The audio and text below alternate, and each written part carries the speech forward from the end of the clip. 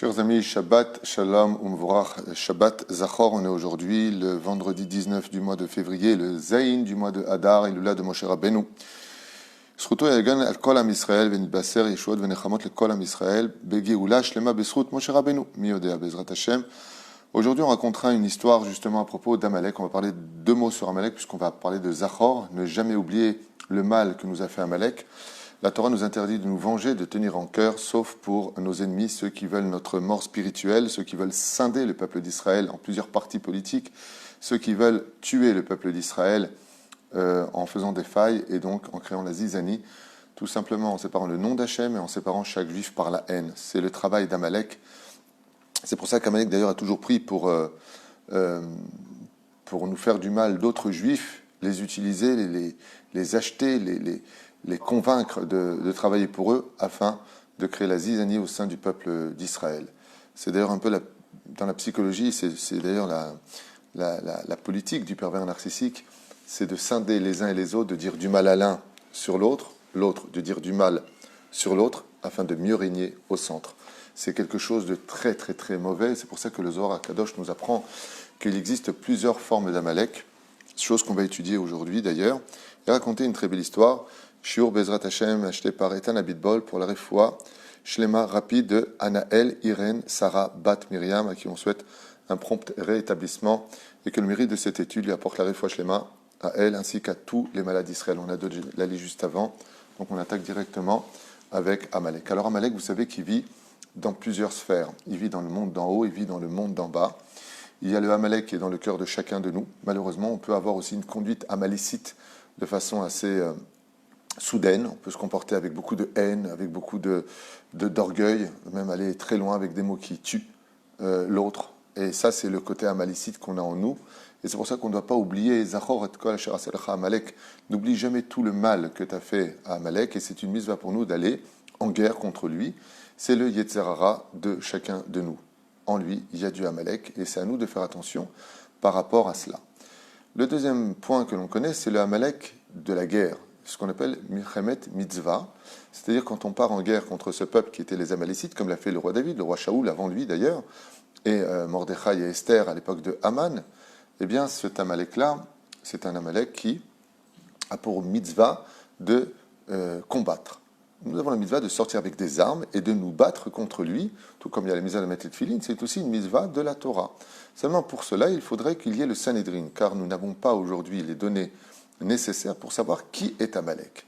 Et étant donné qu'on ne sait pas dans quel peuple aujourd'hui se cache réellement Amalek, sans le Sanhédrin, tant qu'il n'y aura pas Mashiach, en d'autres termes, aujourd'hui, on ne sortira pas en guerre contre Amalek, tel que la Torah nous le dit. Mashiach, lui, nous dira exactement qui est Amalek, et il mènera cette guerre à bon point.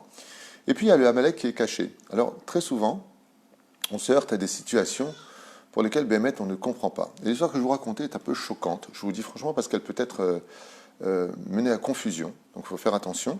Mais c'est une histoire réelle qui s'est passée avec Rabbi Chaim Kanievski chez Badel Chaim Arukim.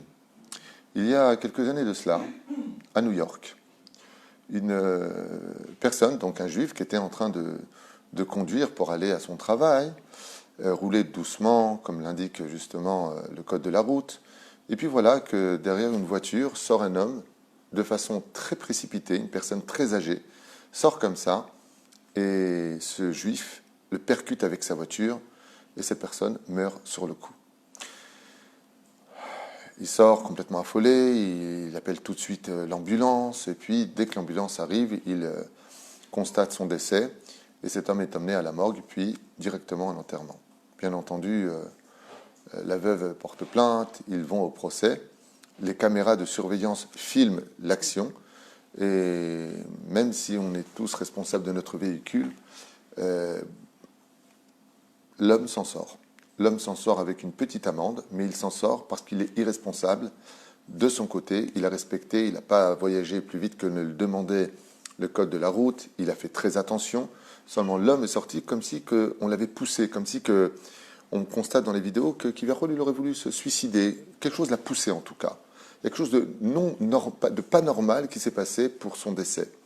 Donc à ne pas confondre avec quelqu'un qui écrase quelqu'un d'autre et qui dit alors c'est la même histoire. C'est pas du tout ce que je suis en train de dire.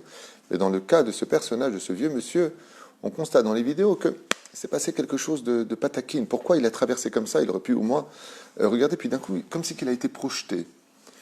Alors, le juif s'en sort vraiment vis-à-vis du Beth Mishpat, de la maison de justice.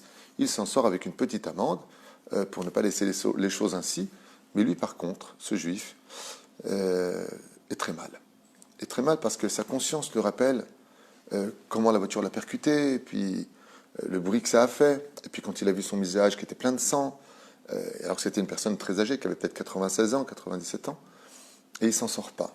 Il est très, très, très, très, très mal. À force de cauchemarder, il finit par aller voir un psychologue qui lui dit que peut-être qu'il aurait besoin de changer d'air, de prendre un peu de vacances. Et qu'est-ce que fait cet homme-là? Il dit, c'est très simple, je vais aller voir ma famille en Eretz Israël. Il prend un avion, il arrive en Eretz Israël, et même dans l'avion, il s'endort et ça ne le lâche pas. Il voit le visage en sang de cet homme-là. Il dit, mais comment moi j'ai pu tuer une personne?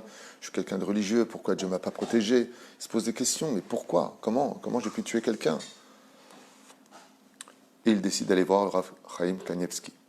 Le Rav Chaim Kanievski, chez Badel Chaim Alukim, était en train d'étudier, et on lui a dit, il y a une personne qui vient de New York qui va absolument rencontrer le Rav, est-ce que vous pouvez le recevoir? C'était dans les horaires où en général le Rav ne reçoit pas. Et le Rav qui rentre rapidement. Il vient le voir, il lui dit, voilà, Kvod Rav, je vis à New York, et puis voilà que j'étais en train de rouler pour aller au travail, et voilà ce qui s'est passé, et il se met à pleurer, j'ai tué un homme, j'ai tué un homme, j'ai tué un homme. À ce moment-là, le Rav Kanievski, il regarde comme ça dans son chasse, il était en train d'étudier le Talmud, il baisse la tête comme ça, il lui dit, au contraire, sois content. Le Rav Kanievski, il regarde cet homme, il dit, au contraire, sois content. Il lui a même dit, réjouis-toi. Il dit, comment ça, réjouis-toi? Rav arabe, peut-être qu'il n'entend pas, j'ai tué un homme en roulant. Et le Rav Kanievski lui dit, c'est une grande mitzvah de tuer Amalek.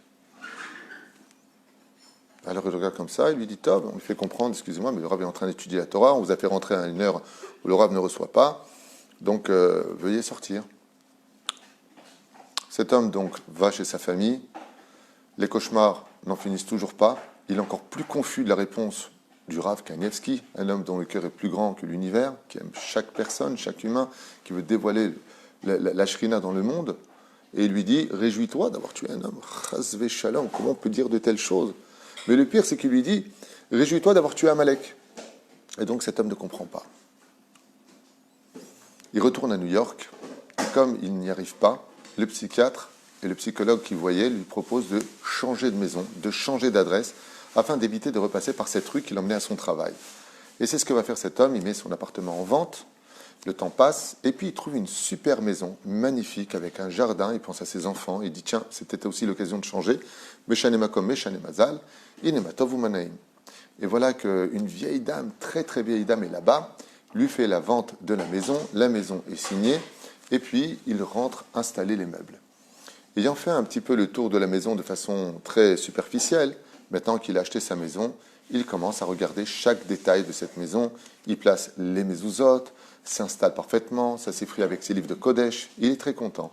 Puis voilà maintenant qu'il monte au grenier, puis il voit comme ça, dans un coin du grenier, une espèce de... Il y en a qui disent le grenier, dans cette histoire, il y en a qui disent la cave. C'est un des deux, peu importe. Vous pouvez l'entendre peut-être d'une autre version, mais c'est la même histoire. Et il pousse comme ça une planche qui était mal placée, et quand il vient pour la remettre à sa place, il se rend compte qu'il y a une boîte en fer dedans. Alors il la sort. Et puis écoutez bien, c'est incroyable. C'est Lo Yehuman, je vous parle de Rav Kanievski qui est vivant, Baruch Hashem Bnei Brak. En l'ouvrant, il découvre, très choqué, le visage de cet homme très âgé qu'il a renversé. Et il le voit dans cette photo. Alors il est déjà très étonné parce qu'il se dit, mais pourquoi il est dans cette maison? Et le problème, c'est qu'en observant bien la photo, il voit qu'il est habillé en SS, avec un revolver sur la tempe d'un juif, pendant la Deuxième Guerre mondiale. Et il regarde comme ça les photos. Il y a plusieurs photos de lui avec plusieurs âges. Et il constate qu'il s'agit vraiment de lui. Le pire, c'est qu'en retournant la photo, là, il ne peut plus se tromper. Le nom de celui qui l'a renversé, c'est exactement le même que le nom qui est habillé en SS. Il regarde les photos les unes après les autres et il voit des documents pliés, les uns sur les autres. Et là, il commence à lire. Ce sont la liste des gens que lui-même a placés dans les camps de concentration ou a fait faire fusiller. Et là, en lisant la liste, il s'arrête et il a des larmes, et il a des larmes, et il a des larmes qui coulent. Pourquoi ? Parce qu'il constate là-bas, alors il y a deux versions, il y en a qui disent que c'était la liste de ses grands-parents, il y en a qui disent que c'est la liste de ses propres parents. Donc je ne sais pas quel âge avait l'homme, mais il voit là-bas le nom de son grand-père ou de son père. Je ne me rappelle plus exactement, mais je sais qu'il y a deux versions dans cette histoire. Et là, il est en larmes. Il dit, c'est pas possible. Cet homme-là, c'est le même nom que celui que j'ai tué, et c'est le même mabat. On ne peut pas reconnaître quelqu'un qui avait 30 ans, 20 ans, avec quelqu'un qui a eu 97 ans. Mais il remarque que c'est le même regard. Le nom confirme. Et là, il se rappelle de ce que lui a dit le Rav Kanevski. Il lui a dit, de quoi tu pleures ? De quoi tu cauchemardes ? C'est une grande mitzvah de tuer Amalek. Réjouis-toi, il lui a dit. Et Kariatsa, que plus d'un an et demi plus tard, cet homme qui cauchemardait d'avoir tué cette personne, s'était rendu compte que celui qu'il avait tué n'était autre qu'un SS qui avait réussi à se sauver de la Deuxième Guerre mondiale, qui était monté aux États-Unis et qui s'était caché pendant toutes ces années et qui avait mis cette boîte de côté. Et ainsi lui-même, il a pu aujourd'hui accomplir sa vengeance. Et cet homme-là, Baruch Hashem, non seulement il a arrêté de cauchemarder, Yom Seuda, Todaya, à la même date où il a trouvé ce document, et à la même date où il a tué exactement cet homme-là, car le jour où il a trouvé ces documents correspondait au jour anniversaire du jour où il avait renversé.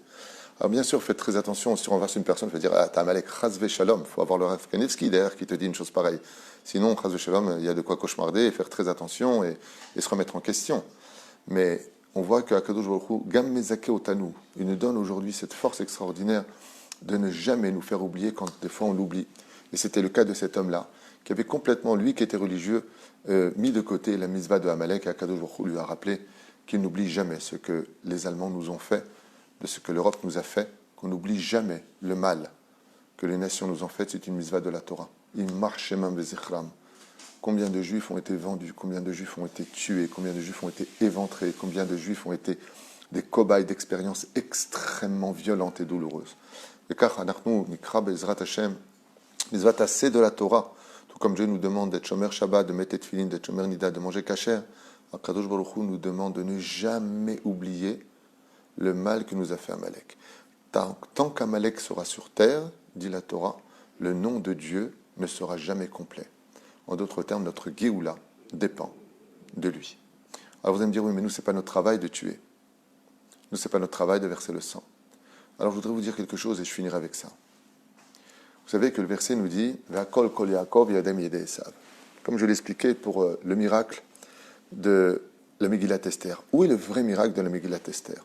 J'avais expliqué dans ce shiur que l'un des miracles il y a plusieurs miracles, mais un des miracles principaux, c'est que les Juifs ont fait la guerre car le décret d'Aman sur les Juifs n'a pas été annulé. Pour celui qui comprend l'hébreu dans la Megillat Esther, n'importe quelle personne qui comprend l'hébreu réalisera que c'est marqué noir sur blanc, car je ne reviendrai pas, dit le roi, sur ma parole. J'ai donné l'ordre d'exterminer les Juifs, et bien maintenant je vous donne le tampon pour vous, pour que vous ayez l'autorisation de vous battre. Voilà ce que ça veut dire. Et donc les Juifs ont pris les armes. Et quelqu'un m'a envoyé un message en me disant « Oui, mais la force d'Israël, c'est la force de la prière, c'est la force... » Nachon, Todarabah. J'en ai fait beaucoup de shiurim sans Chaz v'Shalom faire preuve d'orgueil. On sait très bien que notre force c'est la prière. Tolat Yaakov veut dire que tout comme le ver de terre a sa force dans la bouche, ainsi le peuple d'Israël a aussi la force dans sa parole, c'est sûr. Mais ça n'empêche pas de sortir aussi en guerre, comme on l'a vu avec Moshe Rabbeinu, comme on l'a vu avec Yoshua ben Nun, comme on l'a vu avec le roi Shaoul, le roi David, et bien d'autres, l'Okashour. Et le verset nous dit que, écoutez bien, Ve'akol kol Yaakov yadem yedei Esav, ça se traduit de plusieurs façons. Le pshat le plus enseigné, qui n'est pas que la seule vérité, c'est de dire que tant que les voix de Yaakov étudient la Torah, les mains de Esav seront en bas. Ils ne pourront rien nous faire. C'est vrai, mais il y a d'autres explications. Shivim panim la Torah. Ça veut dire quoi ? Tant que la voix de Yaakov se fera entendre, on aura aussi le droit d'avoir les mains d'Esav, c'est-à-dire de prendre l'épée, nous aussi, et d'aller nous battre contre nos ennemis, surtout quand c'est une mitzvah, d'aller tuer Amalek. Et ça, c'est Ramouz dans le dernier des commandements à propos dans les 10 commandements duquel il est dit Lo tirtzar, tu ne tueras pas. Et à propos d'Amalek, comment c'est marqué? Lo tishkar, tu n'oublieras pas de tuer Amalek. Donc dans les 10 commandements, on a tu ne tueras pas. Lo tirtzar, ne tue pas. Et après, c'est marqué comment? Lo tishkar, n'oublie pas de le tuer. En réalité, comment il faut le comprendre? Le lo de tu ne tueras pas, oublie-le. Lo tishkar, oublie le lo. Quel lo? Non, celui de lo tirtzar. Si j'oublie le lo de tu ne tueras pas, qu'est-ce qui reste? Tirtzar. Tout qu'il y a une mitzvah dans la Torah de ne jamais faire de mal, ni à une plante, ni à un animal, chas v'shalom, ni quoi que ce soit dans ce monde, à plus forte raison de ne pas tuer d'humains, chas v'shalom, si ce n'est qu'un cas de force majeure ou légitime défense. Quand il s'agit d'Amalek, le lo, tirtzar, tu ne tueras pas, on te dit à la fin pour Amalek, lo, tishkar. Pas simplement n'oublie pas ce que tu as fait à Amalek, mais oublie le nom du meurtre de tuer. Parce que dans son cas, lui, c'est une mitzvah de le tuer. Et si tu ne le fais pas, alors c'est lui qui te tuera. Malheureusement, dans l'histoire, chers amis, nous avons eu un homme qui a été plus malin, qui s'est cru plus malin que Dieu. Il s'appelle Shaoul Améler. Ça lui a été considéré comme une faute fatale. Et il en mourra. C'est qu'il a eu pitié d'Amalek. Quand il a tué le peuple des Amalécites, il a laissé vivre Agag. Il lui a dit, regarde, je suis roi, tu m'as tout pris, il ne me reste plus rien. Qu'est-ce que tu y gagnes? Prends mon troupeau, mets-moi en prison. Pourquoi me tuer? Et lui, qu'est-ce qu'il a fait? Il a eu pitié. Il a eu pitié de lui. Il a eu pitié du mal. Résultat des courses, il a eu pitié des Kohanim de Nov. Et il les a tous fait tuer. 80 Kohanim tzadikim ont été tués par le roi Shaoul. De là, les Chachamim ont dit, tout celui qui a de la pitié pour nos ennemis finira par devenir cruel pour sa propre famille. Fais très attention. Des fois, à force de se croire plus miséricorde que Dieu lui-même, tu finis par tomber encore plus bas que la plus basse des bassesses. Bassov, qu'est-ce qu'a fait malheureusement le roi Shaoul? Eh bien, il a laissé vivre Agag, roi des Amalécites. Il a eu le temps de prendre une prostituée jusqu'à ce que les chants du prophète Samuel lui tranchaient la gorge. Et qu'est-ce qui s'est passé, Rabotai? Il a eu le temps de la mettre enceinte. De là est né qui? Aman. Donc il a fallu que le roi Shaoul se réincarne en Mordechai. Et en Esther, selon certains parchenim, il s'est réincarné en Esther à Malka. Pourquoi faire? Tout simplement pour sortir les Juifs du pétrin dans lequel lui-même les avait mis. Parce que s'il avait tué Agag, comme Dieu lui a demandé, on n'aurait jamais eu Aman et on n'aurait jamais eu Hitler. En d'autres termes, l'erreur du roi Shaoul a tué 6 millions de Juifs parce qu'il n'a pas tué Agag au moment où Dieu lui avait demandé. Et c'est ce que lui dit le prophète Samuel. Quand il vient en colère contre lui, il dit, tu as désobéi à la parole d'Hachem. Il dit, ouais, mais bon, il fallait donner aussi au peuple.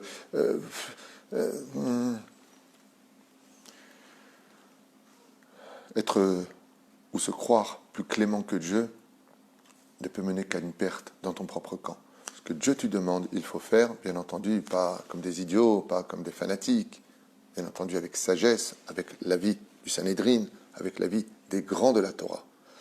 Comme on l'a vu avec le Rav Kanievski, qui Beroua HaKodesh, lui a dit, pourquoi tu cauchemardes? Pourquoi tu es triste? Réjouis-toi, il lui a dit. Fais une séouda. Il dit, lama, parce que tu as tué Amalek. Zachita ba mitzvah. Et quelle était la raison? Parce que tu as oublié cette mitzvah-là, alors dans le ciel on te l'a rappelé. Zachita bedabar gadol meod. Vekach yatsa min hashamaim. Shiniske bezrat Hashem, de nous occuper d'abord du Amalek étant nous. Bezrat Hashem, avant d'aller nous occuper d'autres domaines extérieurs. D'abord, on s'occupe de nous d'être des gens équilibrés, des gens bons, des gens sincères, des gens proches de la Torah. Et seul à ce niveau-là, Bezrat Hashem, on pourra savoir qui est vraiment le Amalek, qui est en face de nous. Allez des Tzidkenu, Melech HaMashiach HaKarov, le Mashiach lui-même qu'on attend tous, qui lui, par contre, va nous dire comment diriger nos pas vers la rectitude, et plus que c'est encore, exterminer une fois pour toutes et mettre en laisse notre propre Yetzirah. Baruch Adonai l'Olam, Amen, ve Amen.